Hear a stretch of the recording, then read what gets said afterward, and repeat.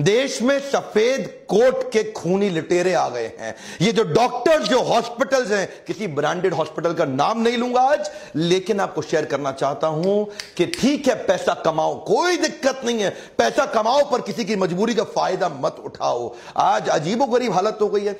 मैं basic fundamental बात करना चाहता हूं। मैं बिजनेस कोच हूं, बात बिजनेस की करूंगा। हमारे देश के डॉक्टर को पैसा कमाने का अधिकार है, लेकिन इनको ना पैसा कमाना आता नहीं है। इनको यह नहीं पता कि बिजनेस वॉल्यूम बढ़ा के, स्केलेबल मॉडल बिल्ड करके बहुत पैसा आराम से, जिम्मेदारी के साथ, एथिकली कमाया जा सकता है। इनको क्या है, इनको तो पैथोलॉजिकल लैब से भी पैसा चाहिए, इनको तो एम्बुलेंस से रेफरेंस का पेशेंट, उससे भी पैसा चाहिए। क्या बोलते हैं ना, एम्बुलेंस वाले को पेशेंट मेरे पास भेज दियो। इस चक्कर में कई पेशेंट वैसे ही मर जाते हैं। एम्बुलेंस वाले को कमीशन मिलती है, वो गलत डॉक्टर के पास ले जाता है। इनको केमिस्ट से भी पैसा चाहिए। ये तो फार्मा कंपनी को भी काटते हैं। बोलता है मेरी बेटी और उसके दोस्तों को न्यूयॉर्क भी जाना है, न्यू जर्सी भी जाना है, न्यूजीलैंड भी जाना है, वापस न्यू दिल्ली आना है, जरा खर्चा संभाल लेना। मेरे को इवेंट करना है, खर्चा संभाल। इतना पैसा ले लेते हैं ये फार्मा कंपनी से। देखे ना, इनको हर जगह से पैसा चाहिए, इनको हॉस्पिटल से भी चाहिए, इनको पेशेंट से भी चाहिए। मैं मानता हूं पैसा कमाओ, लेकिन पैसा कमाओ पर मजबूरी का फायदा मत उठाओ।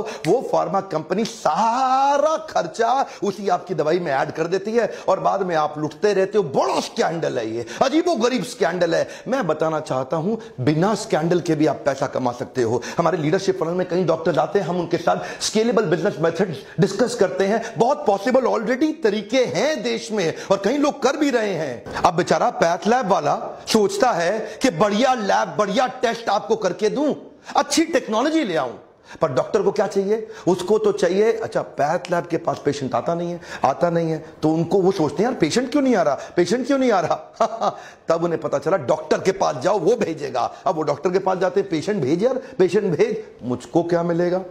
क्या चाहिए? 50% लूंगा पूरे बिल का। सुपर स्पेशलिटी वाला डॉक्टर है ना, 60% तक ले लेगा आपसे। जो आपका लैब का एक्चुअल टेस्ट की जरूरत थी वो भी नहीं होगा। ये होता है बेसिन टेस्ट। बेसिन टेस्ट क्या होता है? खून निकालो, वॉश बेसिन में डाल दो।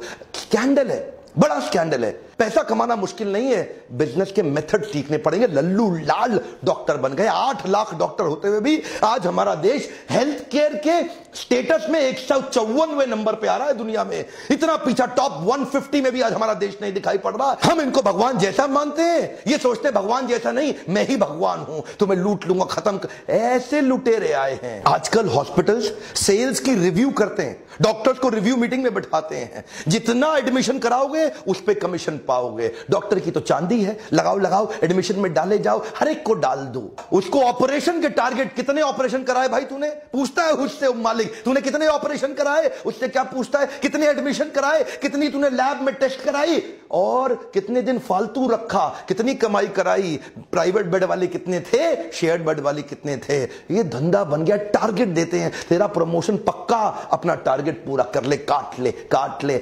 लीडरशिप फनल में आते हो, मैं सिखाता हूं आपको, बिजनेस बढ़ाना आसान है, लेकिन स्केलेबल मेथड ऐसे बिल्ड करिए जिसमें ईमानदारी से बढ़ जाए। ये दवाई कौन सी दे रहा है? महंगा मॉलिक्यूल डाल, महंगा सब्स्टिट्यूट है। नहीं, वो दे जिसमें मेरे को फार्मा से भी कमीशन आए। हर तरह से, अरे हर तरफ से। एक्चुअल जो आपकी इलाज का कॉस्ट था वो 10% था। आम जनता को बता रहा हूं, ये 90% इन सब की कमीशनें बनी हुई हैं। 10% में आपका इलाज हो जाता। आज जो बिल आप 2 लाख रुपए का देके आते हैं वो 20,000 रुपए का भी नहीं था। लेकिन ये इंश्योरेंस कंपनी को भी नहीं छोड़ेंगे, उनको भी काटेंगे ये लोग। और इंश्योरेंस वाले अगर बहस करें तो उनको पैनल से धमका के हटा देते। माफिया है ये, नाम नहीं ले सकता आज मैं प्राइवेट हॉस्पिटल्स का, लेकिन बड़ा माफिया बन गया ये। अच्छा, इनको भी ना ट्रेनिंग मिलती है।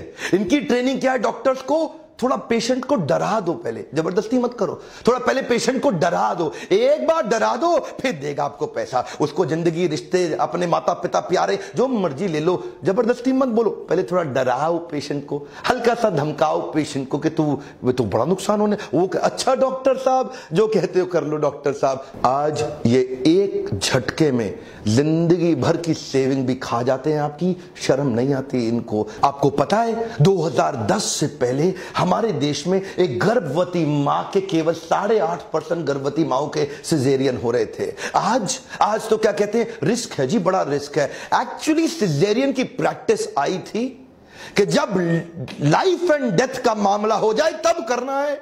पर यहां पे शहरों में 40% सिजेरियन हो रहे हैं। डॉक्टर कोई ना कोई तरीका निकाल, टारगेट दे दिए ना। डॉक्टर वो लोग कह रहे हैं कि जब तक नॉर्मल डिलीवरी हो नहीं जाती वो लोग वेट करेंगे। अरे नॉर्मल डिलीवरी होएगा तो बेटा हॉस्पिटल में माल कहाँ से आएगा? हा? और तुम्हारा सैलरी कहाँ से आएगा? Normal delivery is not possible, you must go for C section. Wait करेगा तो हम रिस्पॉन्सिबल नहीं होगा।